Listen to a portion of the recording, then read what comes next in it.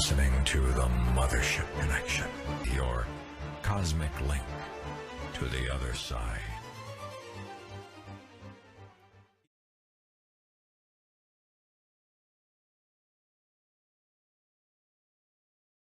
Attempt to adjust your computer. There is nothing wrong. We have taken control as to bring you this special show. Coming to you live through the cosmos. The mothership flies again as somebody's phone just beeped. Maybe that's the aliens coming through the chimney like Santa. My name is W. Maxwell, also known as the King of Uranus. I will be co-hosting this ride on the cosmic mothership to my right, to your left, in camouflage. Can you see him? Is it just a head floating with a baseball cap on? That is Greg DeGuire, super geek, and I mean that in the utmost respect. And to my right and your left, it's our Millennium Falcon, the lovely and talented Carrie Turner. Just put fresh makeup and lipstick on for the show. Greg did too, but we had to wipe it off. It was a little scary in there. It's a little daring. It's a little daring. We are going live for the first time, so if you're listening, or watching, we do appreciate that. Today we want to review the event that you guys went to that I didn't get a chance to go to.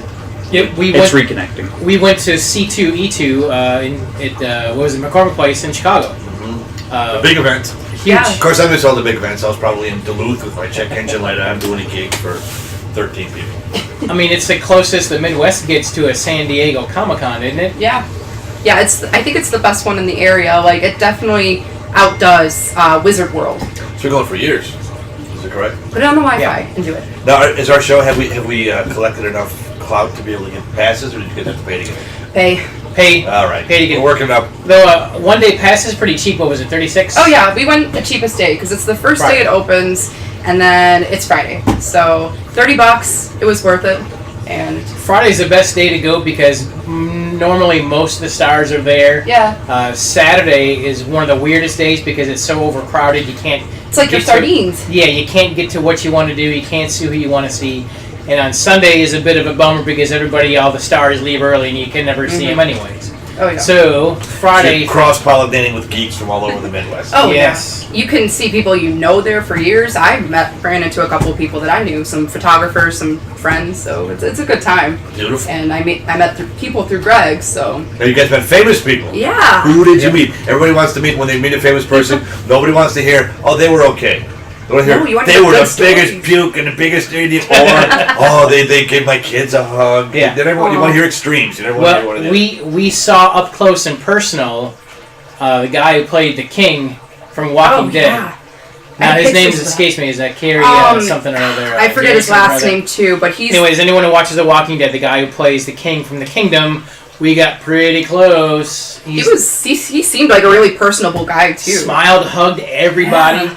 He was super cool. I was gonna try to get him afterwards, but he had already packed up and left for the day. Which was sad. It was late in the afternoon. He was there for like almost the whole day there though. for a good long while. Yep. And he wasn't that much taller than me. No.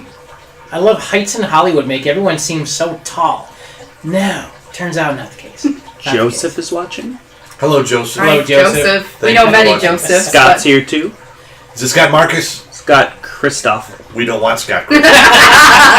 I'm kidding you. Thank you, Scott Christoph. I was just kidding. Scott Marcus is an author, a Chicagoland author, if you are not I'm familiar looking forward with to him. meeting him. He was, I talked to him on the phone today. I said, we're going to do a Mothership recording. You'll love him. He wrote a book, what was how to find, was it ghosts? It's a ghost hunting book in the Chicago area. It's Cool. beeping in the back there. If the steel plate That isn't me. I'm not beeping. I think it's yours. That's That's the his iPhone phone. beep. I sincerely Yeah, apologize.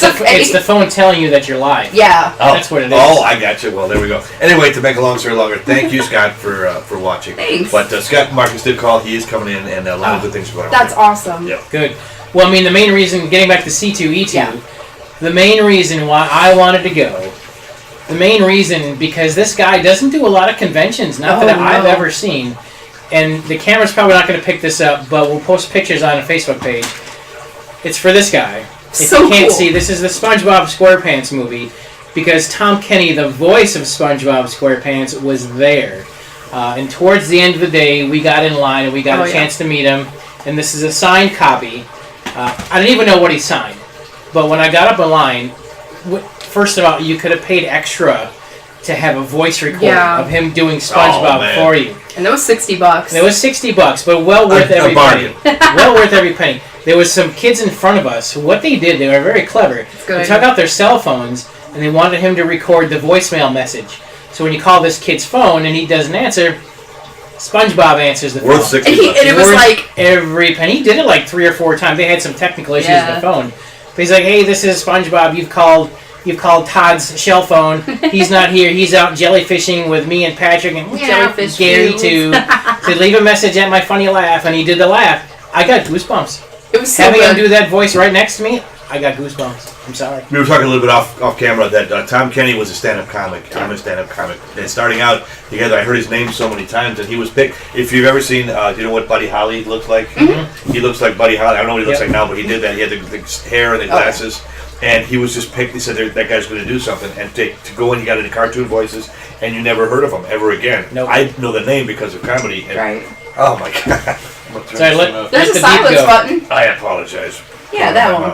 But he looks the Okay. same. I've got pictures I posted on my Facebook Oh, page. yeah. We can share them with the Mothership's page so everyone And- can see what it looks like. Greg got him to laugh too. Got I him to think laugh. that's like the coolest thing ever. That's a big feat. So what I did while he was signing, I told him the story about how I started watching SpongeBob. First off, like, man, thank you for entertaining me all this time. So let me tell you how I first started, because he listened to everybody's story. Oh, yeah. And I didn't know what I was going to tell him. Instead of just standing there like a bump on a log, I told him, I said, Like Patrick. so I used to be a bouncer at a bar, and I used to get home at all hours in the morning.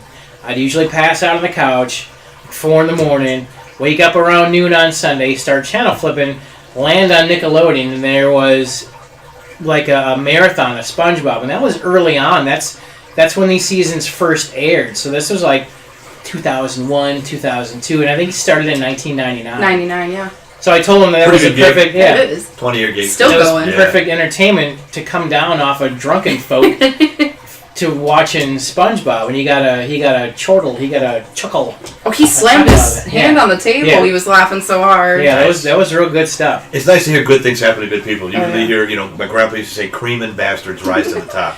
And then I told him what the plot of my favorite story. The first episode that I ever watched.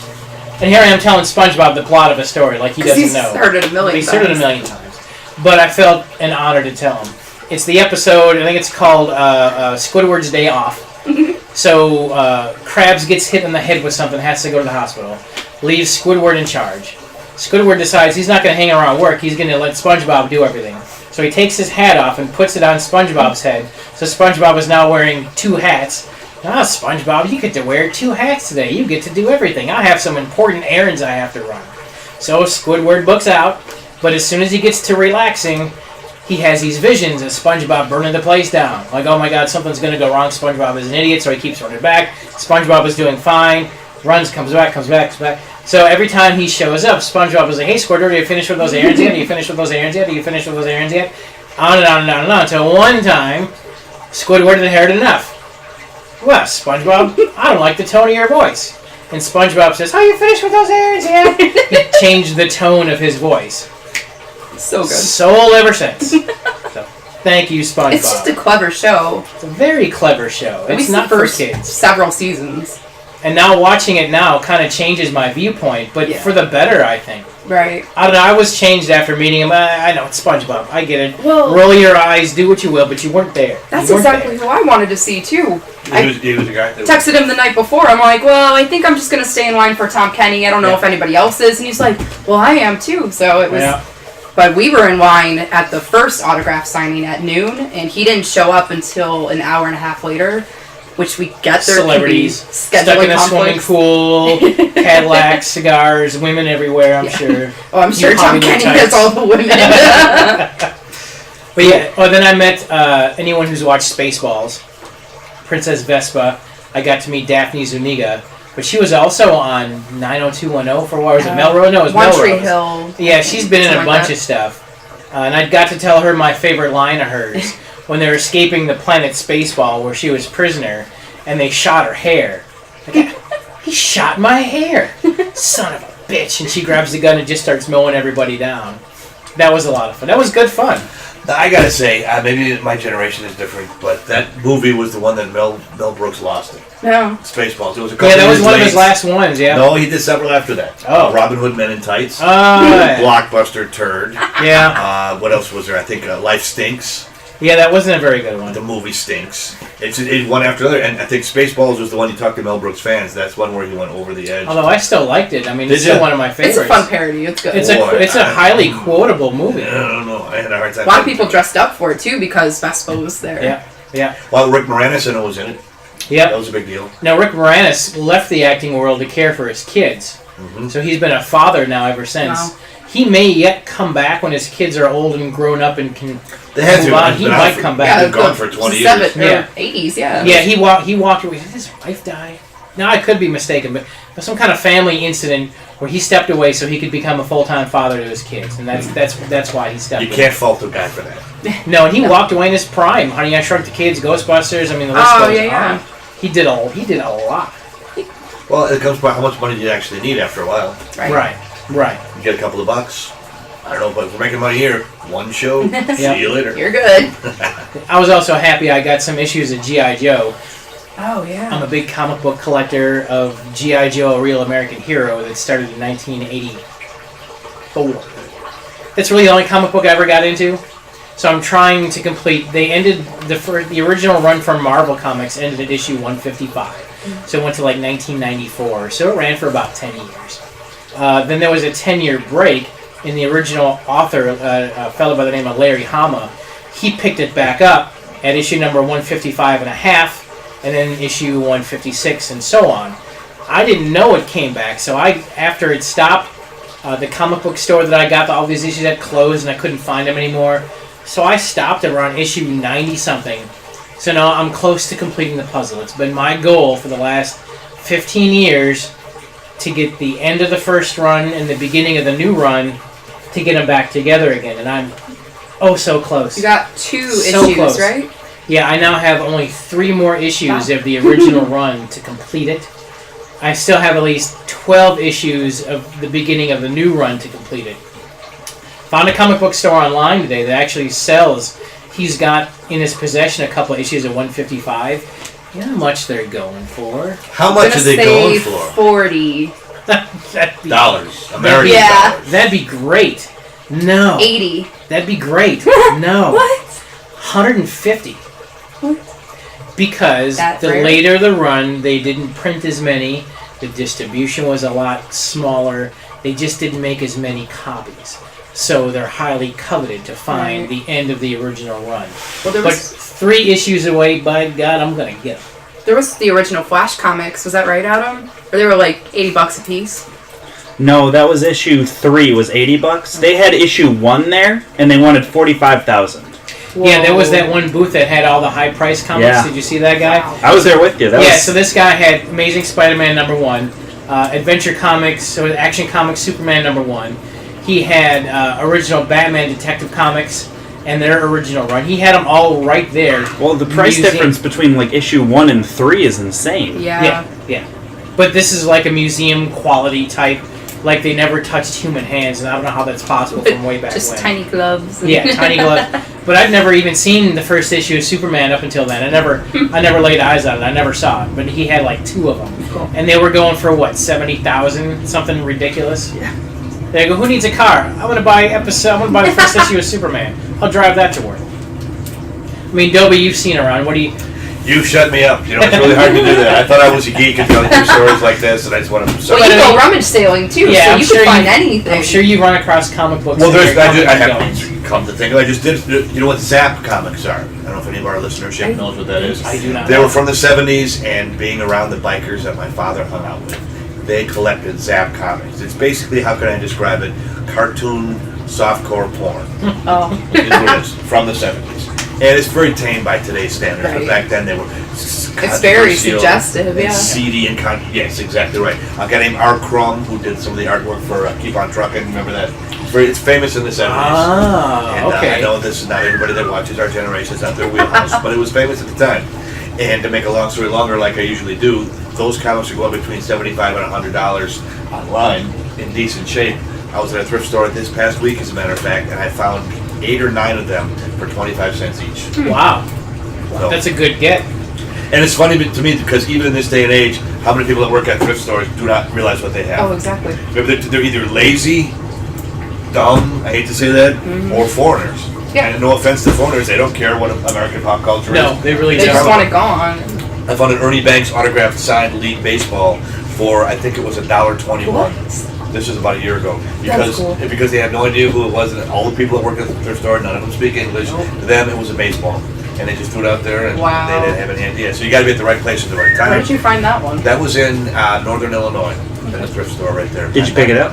Oh yeah, absolutely. You I think don't I sold pass. it. I sold it for I think $60, and the person that bought it from me thought they were Even higher. taking. Yeah. Yeah. You know, so I'm thinking, I'm not greedy. I buy it low. I sell it low. I said, what would you be happy paying for it? And they looked $60 because Ernie Banks signed a lot of stuff. Yeah. But it was really, you could tell it was a beautiful example of a ball, and that's what it went to. But I mean, stuff like that exists because again, I listen to you geek out, or you geek out in your stuff, or Adam geeks out in his stuff.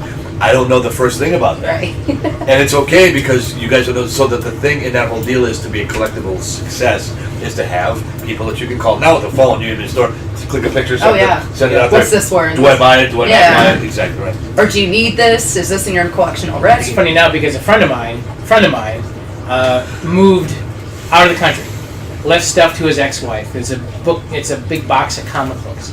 So she sent me a couple of pictures because she doesn't know what she has. So I did, because she knows I'm into this sort of thing, and I did some checking, and I think she thought that they'd be worth a lot more than what they are, but they're not really worth that much. So, and some of them I may even make an offer on because they're some Avenger comic books, but from the cool. 80s, not from the 60s or 50s, that sort of thing. Clearly, You they're like the ones that Avengers? were- It's been around. I mean, I like Avengers now because the movies really reignited Oh, yeah. my passion for all that. I was in a thrift store today, as a matter of fact. There are some Avengers comics from the 70s. I looked at between 74 and 77. That's cool. They're $2 a piece. I thought that was a little bit high. Tomorrow is half price day. If you Oh, want sure the do. comics, I'll go back up there and get them for half price. Buck Yeah. a piece. But I looked at the years, but I don't know how. It doesn't matter. Right. It really doesn't matter because I don't have a beginning or ending starting point. Now, So I think that'd be fun to have. one of them was a black superhero. Now, the Black Panther people talk about that. Yeah. And I had never seen a black superhero Yeah. before. It was from the 70s. And I can't. You happen to know the character's name? Well, it could have been Luke Cage or it Yes. could have been Luke Luke Cage. Cage. Yeah. Oh, nice. Right up. Ding, right up. There They you just go. did a show about him on Netflix too. Yeah. So Yeah. yeah. But no offense, I had never heard of him as a kid. It was from the I think 73. I thought it was 73. Okay. Yeah. Yeah, they were You want they that were one? very I'll gamble few. a buck on it. Huh? Gamble away. Okay. What's it gonna hurt? 'Cause Do you I have mean- any Polish superheroes? Luke Cage ski. Pulaski. So you got a black one. Yeah. and everybody should have the equal, Yeah. right? Yeah.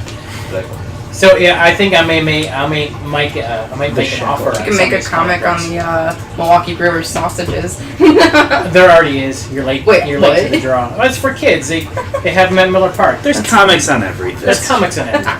yeah, but it's the pristine. You can't read them. It defeats the whole purpose. It's got to be in pristine condition, never even open, and the spine's got to purple. What good is it to have a comic book? And no, it's not that good. See, all my G.I. Joe comic books. Better read them. Yeah, I read the crap out of them, even to this day, because I like them.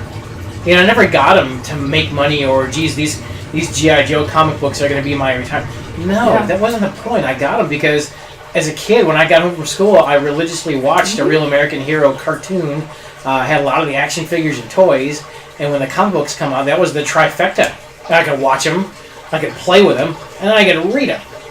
What's better than that? And this kind of like when you're saying everything was in mint condition, or what you're saying, keeping it all pristine and everything. That's kind of like how it is with your collectibles too. Like you wanted to get out and use them.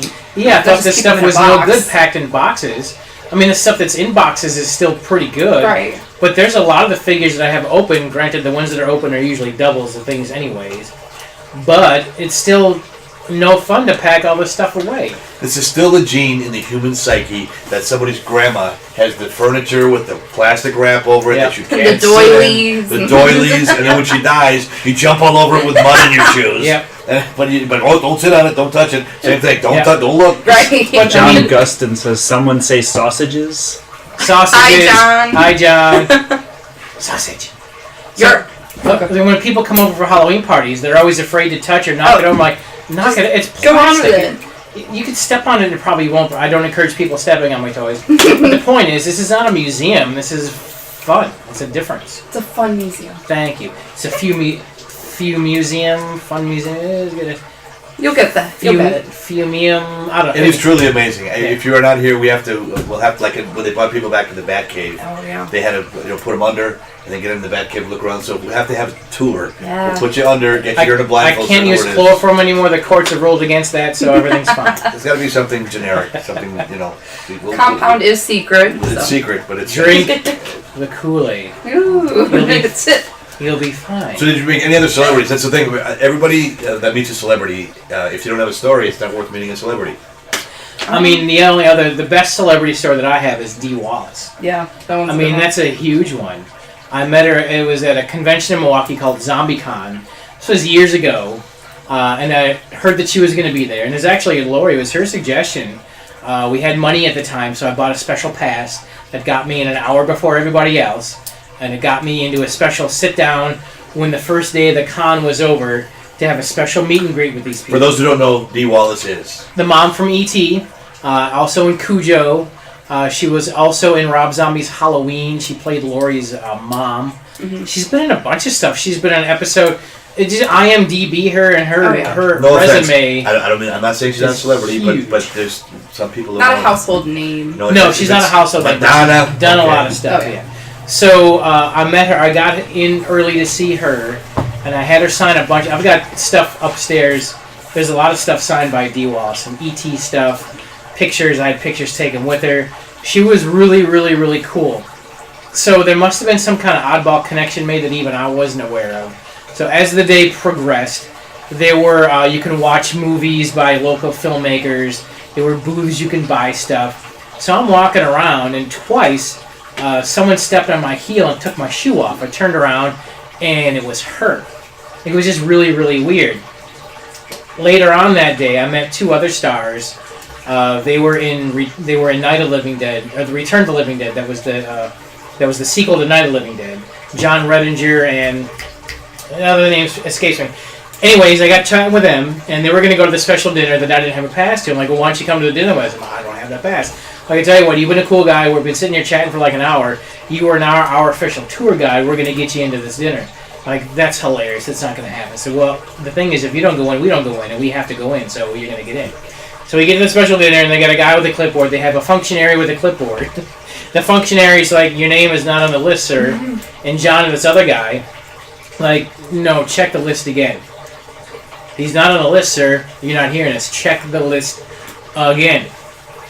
There you go on in. So thanks to these two guys from Return of the Living Dead, I get into this dinner, see, and there's Dee Wallace eating dinner. I mean, they're all eating dinner, and I'm just wandering in. I don't have a dinner pass. You had to have a ticket to eat. But they did have a bar. Ooh. Bless you. So I went to the bar, and I'm just down in beer because I'm nervous. I mean, these are all the celebrities. There's no one in the public in here. I'm the only one. These are all the celebrities and people had booths. This was just for them. This was not for me. So I'm in the corner drinking beer, hopefully nobody kicks me out. So Dee recognizes me, and she comes over and buys me a beer. So while I'm standing there getting beer that she paid for, I offered to pay for it. Dee Wallace bought me beer. Next thing I know, I felt something in my ear. Her tongue was in my ear. Dee Wallace's tongue was in that you heard ear. it first on the Mothership Connection. I didn't quite know what to make of that. Where was your tongue, young man? So then she got me on the dance floor. I must have been drunk. It was me and her and Scout Taylor Compton. Scout Taylor Compton was also in both versions of Rob Zombie's Halloween movies. She was also in the movie, the Runaways movie, where she portrayed Lita Ford. She's been in a couple independent movies, but those are the three like she's known for. I'm not even sure she's acting anymore. But I danced on the floor with those three. Yes, that had to have been drunk because I'm dancing is not is not happening. Not happening. So that was the very next morning. Now the name of the actor escapes me. He wanted to know. He's like, "Hey, I saw you with Dee last time." I go, "Time out." Wasn't like, take it easy. And he's like, "I'm just messing with you. You know, you could have pulled a move on her. She's divorced, you know." I'm like, you know, no, nothing. So I got crap. Sid Haig gave me that crap. Sid Haig also. Sid Haig goes back to Gunsmoke. His acting career was in Gunsmoke. He did an episode of Star Trek, the original series. He goes back a long way. He did a lot of the blaxploitation movies from the 70s, like The Birdcage, Coffee, all these other oddball movies. He was in all of those. He was in Jackie Brown with Pam. Well, he did those movies with Pam Grier. So he was in Jackie Brown with Pam Grier, the Tarantino movie. But he was in Rob Zombie's movies also. He was there. So he was giving me crap about hanging out and having D's in my ear. But Sid was super cool. He was breaking my chin about that. He was funning. But so yeah, that's I'm gonna call that an odd experience. Well, now because of that, she remembered me. That's how I got her twice on the AM, on the Mothership and the AM dial, because she remembered that incident. So when I got a hold of her publicist years later, when I was able to get on the show, the publicist said that, oh yeah, Dee totally remembers you, and that's how I got her on the radio. Very good. What a weird circular story. Weird circular story. That have we fulfilled our contractual obligation? We have more time. I think so. What are we at, Adam? That's like 8 minutes because we started early. Oh, okay. Well, then I think you guys got a couple more minutes if you want to keep on doing your old man rants. Old man rants. Man Do you have any rants. celebrity stories, Carrie? You're still young, Nothing so as crazy as that. your but celebrity window is a lot different than most of us. It is. Well, Greg and I went to this event last year, and it's cool because he wants to be on our show at some point. Hopefully when he comes in the area again, because he's always all over the country. But he's a stand-up comedian as well, but he was also on America's Got Talent because he is also a hypnotist that incorporates stand-up into his act. And I met him in 2013. He actually hypnotized my sister and I, and it was real. Like, I would love to have a hypnotist on the show. What was his name? Chris Jones. So he goes to Burlington Chocolate Fest every You year. want to have Chris Jones On the show. He saw the basement and he was sold, and so I saw him in 2013 and I knew he was the real deal, and our family always talked about him. We're like, oh, he was just such a cool person. I wonder if he'll go anywhere with it. Not even 2 years later, he was on America's Got Talent for actually hypnotizing Howie Mandel. Howie Mandel has OCD. He will not shake hands with anybody, not even his co-hosts, nobody. He got him to be hypnotized to think he has small, thin gloves and shook everybody's hand. And it was real. And when he woke up from the sleep, he was pissed off hearing that he actually shook people's hands. But he did pass to the next round because everybody's like, oh my goodness, it actually happened. We've never been able to do this. Nice. The second week he came in, he didn't make it past. Nobody was willing to work with him like how he did. But then we saw him at Chocolate Fest last year, and I was very close to being hypnotized, but people were like shaking the bleachers and everything. It's hard to get into a trance when people are doing that. But he was fun. He's always fun to watch. I think he's one of the best acts I've ever seen. Yeah, we saw him at Chocolate Fest. He was pretty cool. Nice. Fun guy. Okay. My old celebrity story was with Adam West, my childhood hero. I love this story. So Well, actually, there's two stories. The first one was when they were making the Batman movie in 1989. They hadn't picked the cast yet, and everybody assumed that it was going to be Adam West. Well, it was Jack Nicholson. It was Michael Keaton, and Jack Nicholson played the Joker, and the whole deal was a huge movie. But at the time, he was doing lectures showing the old Batman movie from the 60s, and then you could meet him afterwards. So the meet and greet, whole thing. It was a fee involved. So I had a Batmobile car in high school that I painted up like the Batmobile, and it was in the Milwaukee paper. And I'm standing like this with the Batmobile car behind me, and there's a picture in the paper. And I was, I don't know, young kid. And I brought a picture, I wanted Adam West to sign it. And I sat through the movie, and I waited in line to see him, and I gave it to him. And he looked at me, and he said, "You drove this on the streets?" And he signed it and gave it to me. It just crushed my little, fandom. And he was just this pompous ass. What? I'm thinking, okay. But so years later, I was working at the Loop, and at the in Chicago and O'Hare, they had the celebrity show, and Adam West was going to be there, and he was going to sit right behind us where we're sitting for the radio station. I'm thinking, okay, maybe I get a chance to meet him again and make up for it, childhood hero. So I happened to be going to the bathroom there, and there's no one around, and here comes Adam West. Adam West, my childhood hero, and me going to the men's room, and the men's room door is locked. And it's just an awkward moment, and I looked at him and I said, "Holy no shit, Batman." Which I thought was a very funny ad-lib off the top of my head. He looked at me like, "How dare you invade my space," turn around, and walk back. Oh, this nut again. 0 for 2. Yes, I'm sure he didn't remember his Got a lot of nuts. Got a grudge against you. Many all those years later. So I have a comedy CD, and I know he is from Walla Walla, Washington, which is true. And I had been through Walla Walla, Washington, and I stopped, no joke, because it was his hometown. I wanted to look around and blah, blah, blah.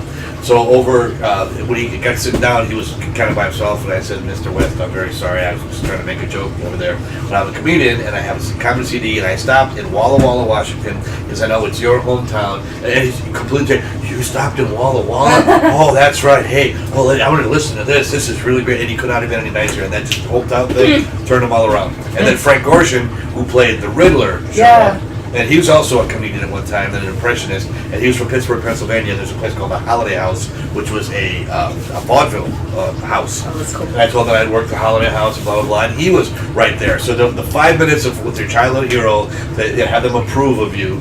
I don't care how old you are or what job it is, if it's a band you had as a girl or someone that you saw as a comic book hero, Tom Kenny, whoever it is, there's nothing cooler than that. Yeah. No matter, and it doesn't matter who it is, but that role in your life. If you meet that person and they approve of you and you bond, you never forget it. Right.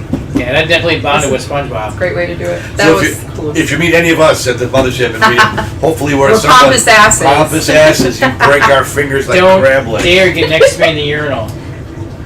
Not like you do with Batman. Well, I mean, that's common courtesy. You have to What's- have one what's the urinal rule? between the guys, yeah. Yeah, exactly right. You don't want to. I'm not in Pull this up next to role, a guy, so- you're a weirdo. And don't shake hands before they. Yeah, let me wash my hands first, please. The Mothership will fly again in a computer near you. Thank you so much for listening. Carrie, how can people get a hold of us if they need to? All right, so you're watching us from the Gregory DeGuire friend page right now, and we also have the Mothership Connection fan page or tinfoiltalkshow@gmail.com.